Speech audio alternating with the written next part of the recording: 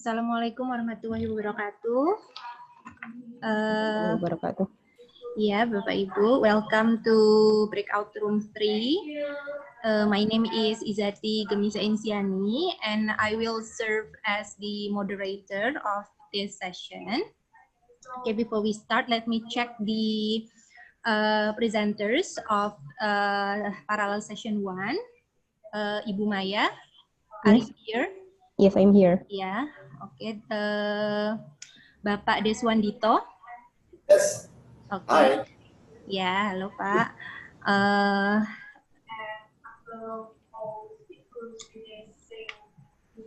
Oke, wait. Ini kok double tuh.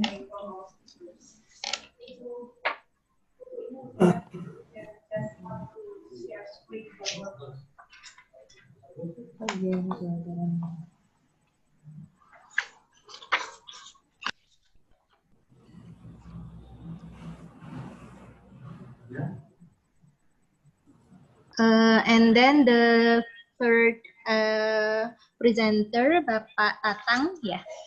Okay, Bapak Tatang is here, and the last presenter is Ibu Norci. Norci or Norsi? Ibu Norsi.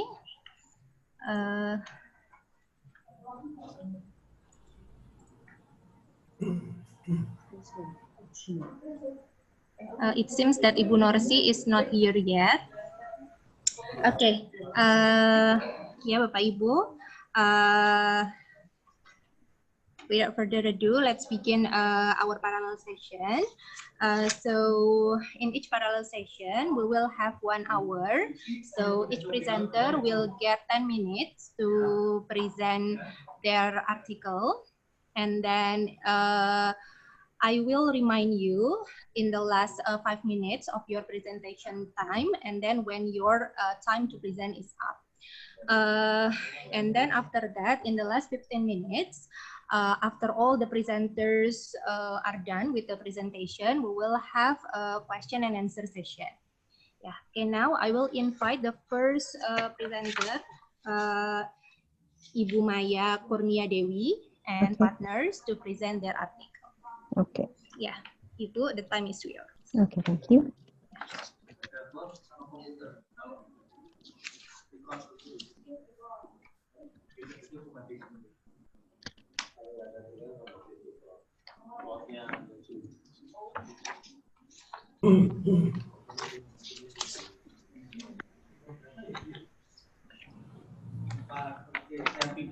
Okay, good morning all of the presenters and the moderator. Yeah, good morning, Ibu. Okay. I am Maya Kurnia Dewi, and here I will present you my research about the inequality in dividing household chores in novels about working mothers. Women's participation in the working field marks an important economic growth of a country. The sharp increase happened at the 20th century, shown by the graphic.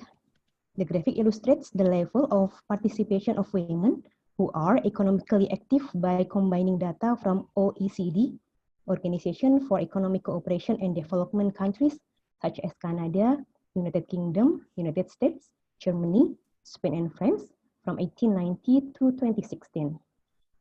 It depicts a positive trend in all countries, in particular, growth in participation. The participation of women increases along with the increase of economic condition and educational levels. The involvement of women to work outside the home changes several social behaviors toward women. However, it does not really change women's roles at home. Women who work outside must be able to take care of both family and work. Therefore, now they have double burden. The results of the survey show that on an average day, women spend twice as much as time preparing food and drink and doing interior cleaning. The graphic is like this. So from the graphic, you can see that on an average day, women spend more than twice as much as time preparing food and drink and doing interior cleaning, and over 3 times as much time doing laundry as did men. The survey was done by US Bureau of Labor Statistics in 2015. Why do the woman do more household chores than men? This happens because society has defined household chores as women's responsibilities. Patriarchalism puts women to be at home while men to be in public area. In addition, feminine mystic says that an ideal woman can get feminine fulfillment only by taking care of husband, children, and home. And here I will discuss the theme of this presentation based on Seccombe and Warner, who divide household chores into 3 areas: domestic tasks, child rearing, and kin work. In this research, we study 4 novels with the main theme about working mothers who have difficulties in combining their roles at home and at work. The first novel is I Don't Know How She Does It by Alison Pearson. Here, in Catherine's life, she always has to consider who needs her attention most, whether it's her husband, her children, or her work. Kate still has to take care of her child's needs, shown by the quotation. The first quotation happens when Kate receives the note from Emily's school, asks her mother to cook some snacks to be brought to school. So Catherine has to cook it. It is not her husband who will do it. The second quotation shows how Richard, her husband, does not really care about the cleanliness of their home. So Kate has to tidy up everything, while the last one is when Kate has to buy everything for celebrating Christmas in Richard's home in the middle of her working hours. The second novel is Opening Bell by Maureen Sherry. Belle, as the main character in this novel, finally gets upset when she comes back home from her work and finds everything in a mess, and nobody wants to take care of it. Both her husband and her assistant tend to let the house messy because Belle finally will clean it up. While for the child rearing, although Bruce, her husband, is not working, Belle still takes care things related to her children. Belle often has to lie to her colleagues, telling that Bruce helps a lot with the kids, while Bruce just likes to do fun things with her children. The last quotation happens when Belle has to buy Christmas gift and then goes to the office party while bringing a big bag with many toys inside. The big bag makes her look like a mother. And then the third novel was written by a Korean writer, Cho Nam-ju, entitled Kim Ji-young, born 1982. In Korean culture, patriarchalism is shown by the roles of a woman who has to take care of all domestic chores, while looking after children and an elderly mother-in-law. This responsibility often makes Kim Ji-young's mother feel very tired at the end of the day. In addition, men also do not have responsibility to take care of the children, shown by Kim Ji-young's mother, who says that her husband never changes diaper, although he has already had 3 children. The last novel to be discussed is The Balance Project by Susie Orman-Schnall. Through this novel, we can see the difficulty of women in combining both work and home. The idea of being a superwoman who can combine everything is still impossible until now. So for the conclusion from the 4 novels discussed about, we can see the inequality in dividing household chores between a husband and a wife who are both working. This inequality makes some characters feel exhausted, so finally they decide to quit from the job as done by Catherine in I Don't Know How She Does It and The Balance Project. Until now, women still have many difficulties in combining her roles at her home and at work because patriarchalism puts women's main roles to be at home, not in the public area. Okay, that's all for my presentation. Thank you. Yeah, thank you very much, Ibu Maya, for your presentation. Now, I would like to invite the second presenter, Bapak Deswandito, to present his article. Bapak Deswandito, the time is yours. Thank you very much. Before I start, can you hear my voice, all of you?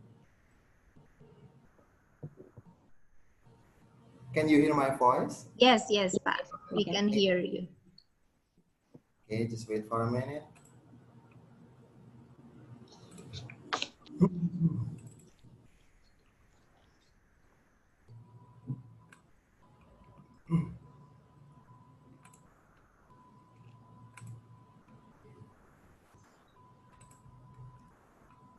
Okay. Thank you very much for the time, and it's time for me to what we call present my analysis about the title of my analysis is The Dawn of Literature, Video Games as the New Breed of Modern Popular Literature. The concept is literary works are works of fiction. First, literary works is a kind of fiction that needs a reader imagination to make the existence of representation of real life that has undergone a process of transformation into text with the aesthetic value based on social criticism. Okay, and then is video game a form of literature? Before we continue, I just want to explain about the definition about video games. Video games are electronic games that involve user interface interaction to generate visual feedback on a video device.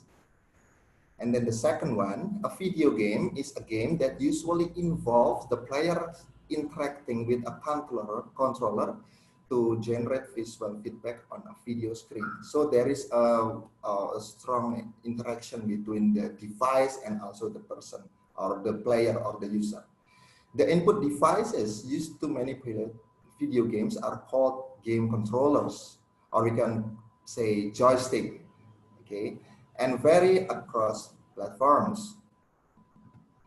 Then we have to understand the basic of a video game. According to Walter, 2005, video games are a unity of several important fragments. Those are, number one, rules-based formal system. So the video game has a rule, and the rule will give a boundary for the what we call for the storyline with the variable and quantifiable outcomes. So if the player feels satisfied with the game, if the player feel happy with the game, play the game, so the outcomes will be nice, will be good, will be excellent. And then number three, where different outcomes are assigned different values. So in a game, on a video game, it is a very, it has many kinds of choices to be chosen by the player to finish the object, to finish the objective, to finish the quest. So if we say, if we read a novel, it means the author will guide us, will force us to follow the path of the author's idea. But it's different in the games. If you have a mission objective, if you have quest, you can do whatever you want to gain or to finish the objective. And then number four, where the player exerts effort in order to influence the outcome. So if you play games, it means you have to reach what we call achievement. So the better you play the game, so you have the better achievement as well. The player feels emotionally attached to the outcome. If you play the game, it means you just like someone who play the game, just like someone who are in a game. So if I play as Michael, for example, in a Grand Theft Auto, it means I am Michael, and then I can do whatever I want in the game. And then next, and the consequences of the activity are optional and negotiable. Okay, we can find it in a role-playing game. So in role-playing game, we have a chat with non-playable character, or we call it NPC.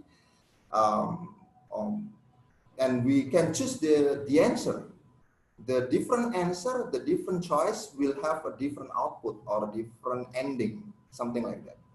And then the last one is games are rules, strategies, and interaction patterns. If we play co-op or cooperation games, it means we have rules, we have strategies to defeat the enemy, for example. Next, the history of video games. I will try to explain about the history of video games a little bit. video games, the first video games, the inventor of the video games is Ralph Baer, who had an idea to create a video games that is integrated into a television set. And then Steve Russell plays Space War. I believe you have already known about Space War, intergalactic Space War, or something like that, games in the past. And then the era of 1980, we have Atari, Nintendo, and so on. And then next, PlayStation, Xbox, and Microsoft. That's the history, a little bit history. And then the concept, narratives.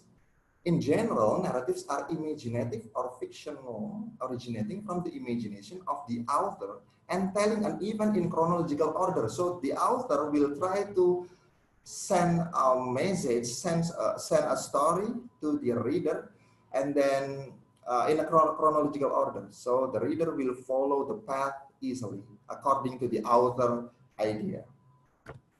And then narrative is carried by articulated language, spoken or written, fixed or moving image, gestures, and the ordered mixture of all substance. Okay, it could be windows, cinema, comics, news item, or Pak Deswandito, you only have 2 minutes left. Oh, too fast. Okay, now according to this, I have to explain about the narrative and ludology. So if we play a game, it means we have to learn about ludology, not narrative, since ludology is theory of a games to what we call to discuss, to learn about something inside the game. Narrative is something that teach us or give us an idea to follow the chronological order, something like that. And then, since I don't have much time, so this one is the initial view, the narratologist over here, and video games. And actually, narrative and video games is something like this. They interact each other, something like that. And then the final agreement, the concept of narratology and ludology were initially different, actually. Narratology, video games as a story. And then ludology, video games are something unique. We learn about video games, what is inside video games. But in fact, these two elements form a strong structure that produce a new form of literary art. So since I don't have much time, so I have to skip this and jump to conclusion. Okay, this one is the conclusion. Video game can be categorized as a result of process of adaptation. So video games can be adapted from a novel, from a movie, from what we call fable or something like that. And then we can change with the different pattern, or video games become novel, or video games become a story in a written book or something. And then the last one, as a brand new form of modern literature called digital literature. So I call a video game is a modern literature form called digital literature, since video game has narrative elements and provide user-driven, not author-driven. So the user has a lot of possibility to do everything, to do anything to finish the objective, to finish the mission, to finish the quest. It's different with the novel, for example. Novel, Excuse me, Pak, your time is up. Okay, thank you very much for the time. And yeah, thank you very much. Yeah, okay. Yeah, thank you very much for the presentation, Pak Deswandito. What an interesting presentation from you. Okay, now we'll continue to the third presentation from Bapak Tatang Iskarna and Ibu Epata Puji Astuti. For Bapak Tatang and Ibu Epata, the time is yours. Okay, Ibu Epata will be the speaker. Okay. All right. Okay. All right. Yes. Okay. Thank you. All right. Good morning, everybody. Good morning. So I will explain about our research. Right. Wait for a second. Okay, so it is about representation of female robots in short stories, right? I take two short stories. The first one is The Lady Automaton, written by E. Kellett.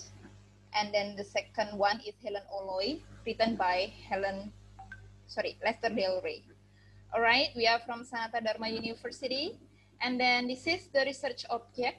I take these two short stories. The similarity is both of them written by male writer. And then inside of the story, the female robot is created by the male creator. So in here, actually, the background of the study is based on my curiosity about why, when we read science fiction, there is the term female robot. Why robots should be gendered. And then, how about the stereotype of female robot in the literature? Is it reflected of something? Right. So the research question is how female robots are represented in both of short story. We know that female, when we give or put a gender as female, then the question will be, is it equal with men or still represented under the patriarchal stereotype?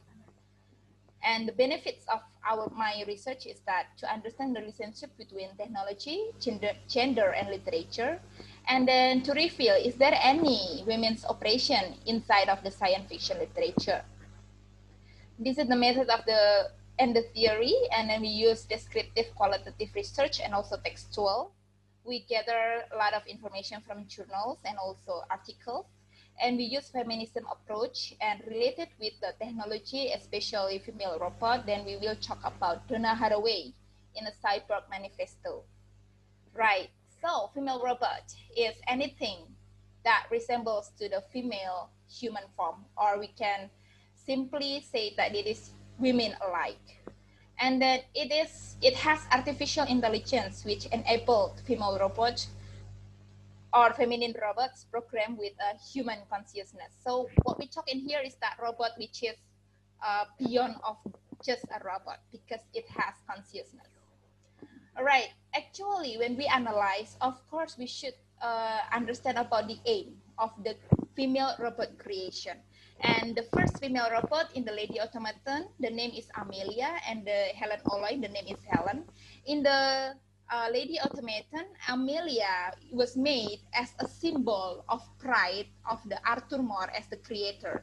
So Arthur Moore wants to see his his ability in creating a very sophisticated robot to the world. But in Helen Oloy, the aims of the creator is to create a house assistant. And when we talk about house assistant, then we will think about female, right? All right. So the other similarities that in both of the short stories, the robots is more than just a robot because they have emotion and also consciousness. But the creator tried to eliminate the female case like pet temper and then arguing and then tantrum like that. And they make the female robot always submit or always do what the creators want to do. And also the other stereotype is that the female robot is very beautiful and it is like ideal women stereotype. So what the Simone de Beauvoir said, that one is not born but rather becomes a woman. So actually why robots should have gender? Because the gender as female is shaped or given by the society around the robot itself, by the creator, and then by the society who looks at the role of the robot as the function is doing a domestic thing. All right, so actually what we can find from the research is that the female robot is a part of the male fantasy. Jos Benazzo said that imagination is the beginning of the creation.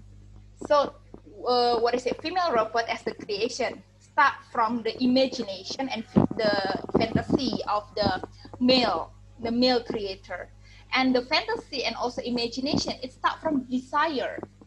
So why the male creator create female? We show the gender relationship in here because they imagine and they think about female. They have a desire, that is sexual desire toward the women itself.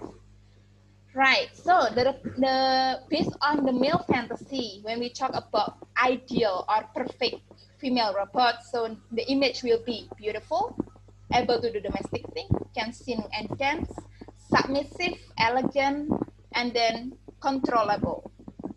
So, ladies and gentlemen, the other things that is this female robot represented the the desire of men to have to show their superiority over something, right? So they need an object to be controlled. So rather than to choose a real female or real women, so they create a robot as a a new form of female objectification. Right, but then the good things, or the unique things when I analyze these two short stories, that there is a shift of domination. That in the very beginning, female robot is under or inferior rather than the creator. But at the end, the creator finally falling in love and they put their life on the creation, that is the female robot itself. That in the end, Dave said, Dave finally married with Helen, and Dave said that she is half mine. So Helen actually succeeded to own Dave. And then in the Lady Automaton, Arthur Moore put his life into his masterpiece, that is female robot. So when Amelia is broken, Arthur Moore chose to commit suicide. Why? Because the cord of the creator's life was broken with it, rather than he chose to build or make a new female robot. So from this, we can conclude that Del Rey write in Helen Oloy short stories, that female robot is one part beauty, one part dream because it comes from male fantasy, and then one part science because technology involved there, and then add a 3D telecast, steer mechanically, and the result is chaos. Why it is chaos? Because at the end, the domination, the female robot can take over the domination, right? So actually the other conclusion that first, men create female robot to fulfill their fantasy and desire. And in the short stories, there is a dynamic change that the beginning, female robot is still under the patriarchal stereotype as inferior and submissive, but in the end, man actually has no more absolute domination over female robot because males' life bound up in their female robot. So the last slide said Donna Haraway, technology is not neutral. We are inside of what we make, and it is inside of us. We are living in a world of connections, and it matters which ones get made and unmade. So, yeah, Donna Haraway said that technology is not neutral because it is related to what Simone de Beauvoir said, that gender, you put the gender on a technology because it is shaped and given by the society. All right, so thank you so much. That's all my presentation. Okay, thank you very much, Ibu Ipata, for your presentation. Okay, I want to invite the last presenter of this parallel session, Bapak Muhammad Doyin, Bapak Suseno, and Ibu Zulianti.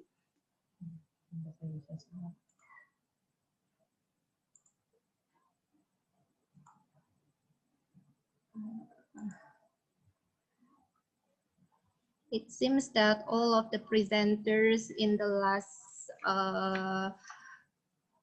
turn is not here. So because there are no more presentation, then we can proceed to the question and answer session.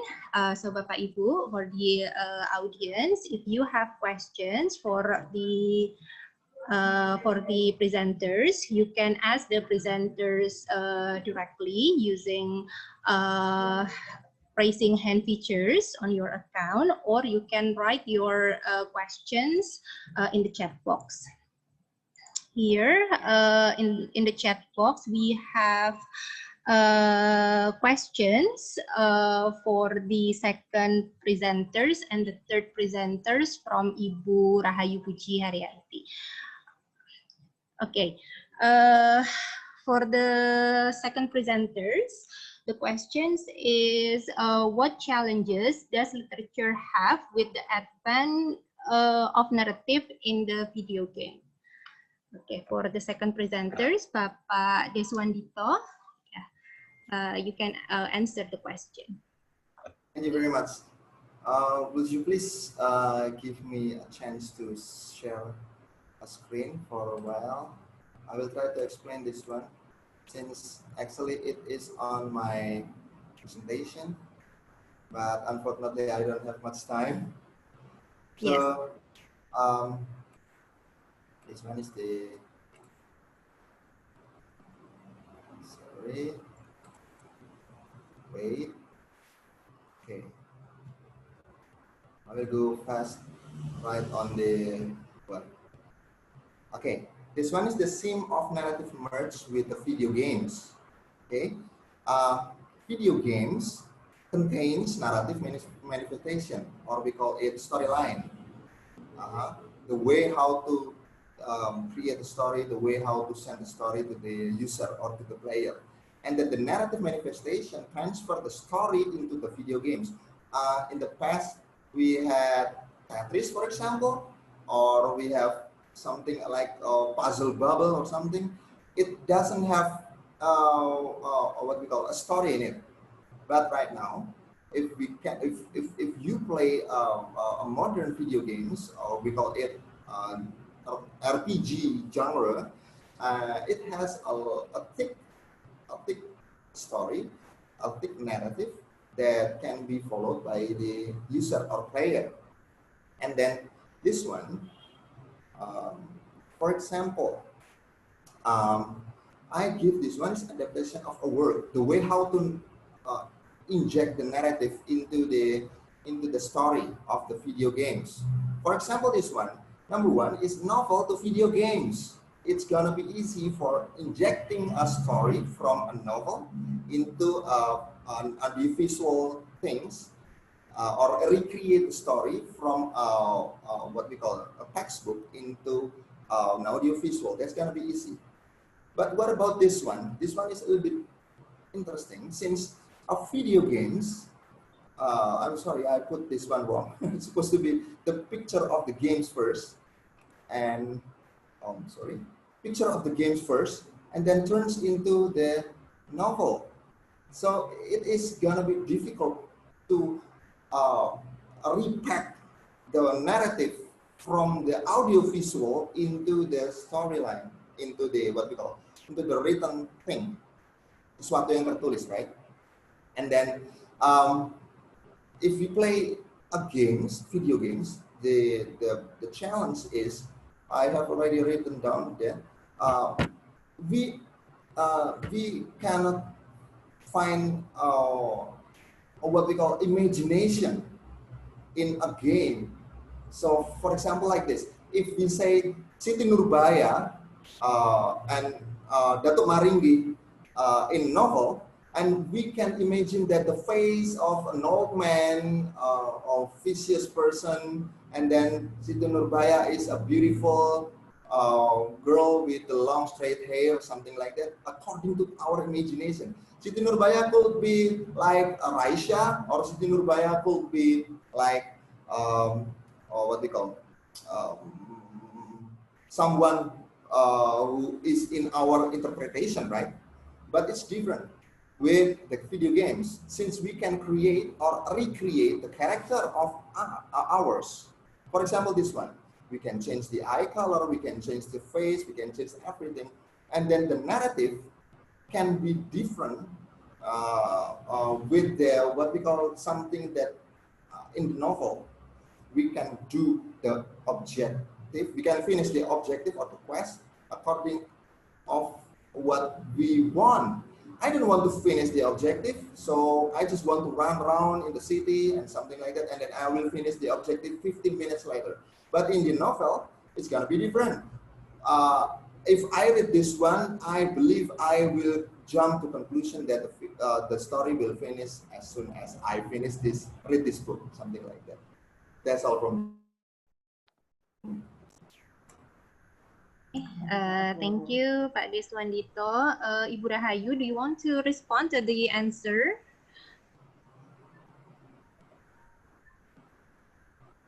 Okay.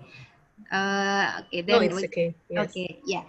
Thank Okay, you. then okay, so there is another question for Bapak Deswandito. So maybe Bapak Deswandito can answer this question directly as well. Is that all right, Pak? All right, definitely Okay. all right. Yeah. So Okay. I will have a Okay. prize after this. Yes. Okay, so Okay. this question is actually from the third presenters, ya, Ibu Epata. So, Bapak Deswandito, can we categorize all video games as narration or literature? Is there any certain requirement? Okay. Yeah, I so that's will the answer question. it shortly. Video games actually, why I state that video games are kind of literature, since it has the same intrinsic value as the literary works, as a novel, for example. I compare it with novel, for example. It has a setting, it has a text inside the story, it has what we call characterization, character, or something like that. It's almost the same, but with a different audiovisual. It's different with when we watch a movie. Movie is just like a depiction of a novel, a translation of a novel into an audiovisual, and we just follow the story. But in video games, it's gonna be different. We call it a narration since we create our own narration. But in literature, it means we study about the text. So we are going to follow the direction from the author. Actually, almost the same with the novel, but we can do something, what we call fill in or modification of our purpose of finishing the quest, something like that. Okay. Is that enough, Bu Epata? Yes, it is enough. Thank you. Okay, next question for Ibu Epata and Pak Tatang. The third presenters from Ibu Rahayu. Is fembot a sign of success of feminism movement among human beings, so that men needs robots as substitutes of desired women? Okay. All right, thank you, Brahayu, for the question. Actually, it is a very interesting thing because it can have a different, perception, how we perceive the, the end of the short story. But actually, if we connect it with what Donna Haraway said, actually, the end of the short story shows that, the male creator who create female robot. And you know that there is a two dichotomies here, male and female, two gender relationship. And in the end, they become like the unity, because the creator cannot live without the creation, and the creation itself also cannot live without the creator. So talking about the domination, because I'm focused to watch or to analyze the gender relation in here, that it become blur in the end, that who dominate whom in here. Is it women actually can dominate towards the man, or men still hold the domination?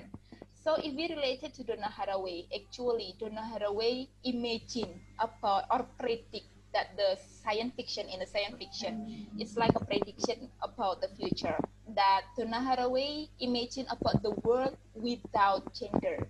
So it's like we will not problematize anymore about male and female.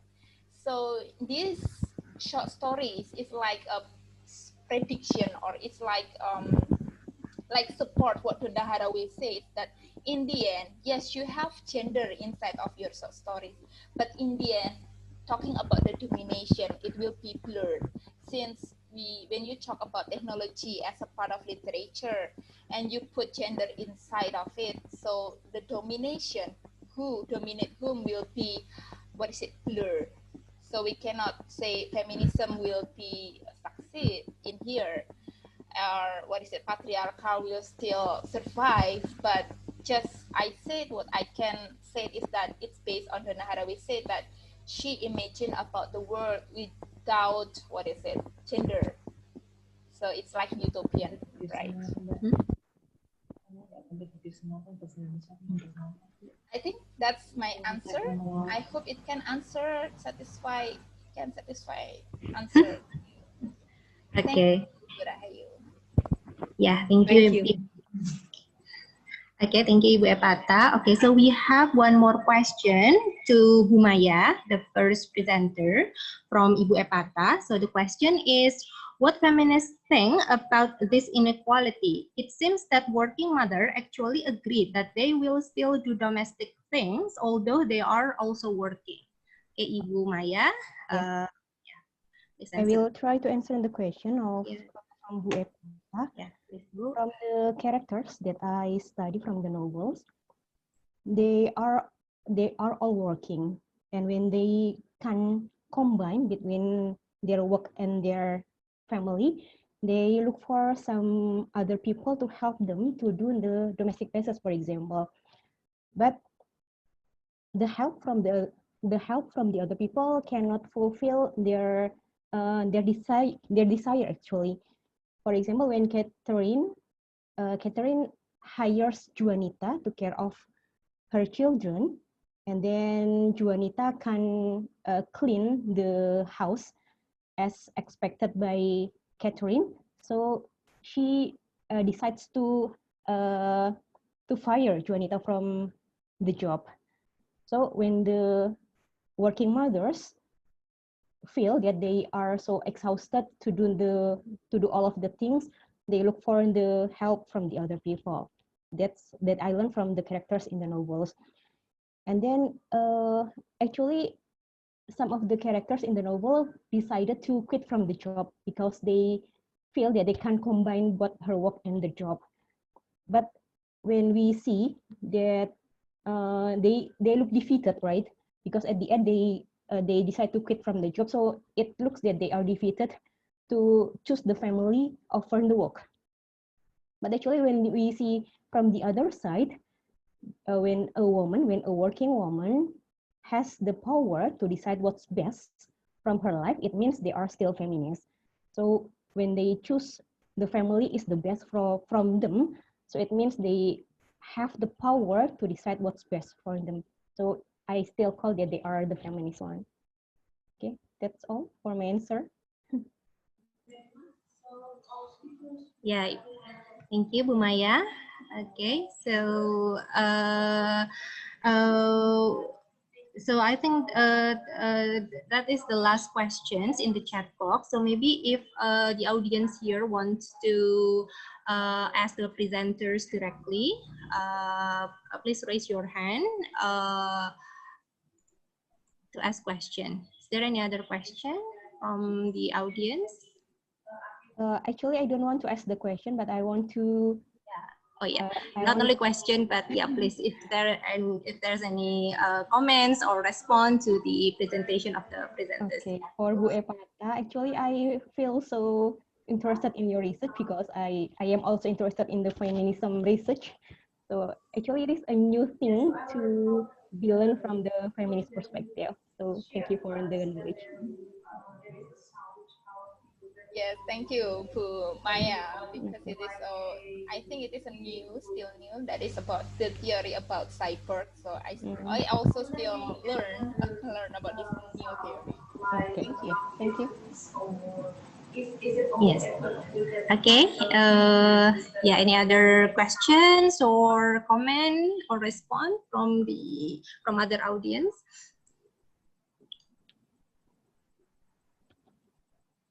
If not, then we can end our parallel session early, I think. Yeah. Yeah. So then this is the end of parallel session 1, and please rejoin the main room at 1 to watch the third plenary session from Dr. KG Varghese. So yeah, then this is the end of the parallel session 1. Thank you for your participation and see you next time. Okay, thank you. Thank you very much. Very See you much. again.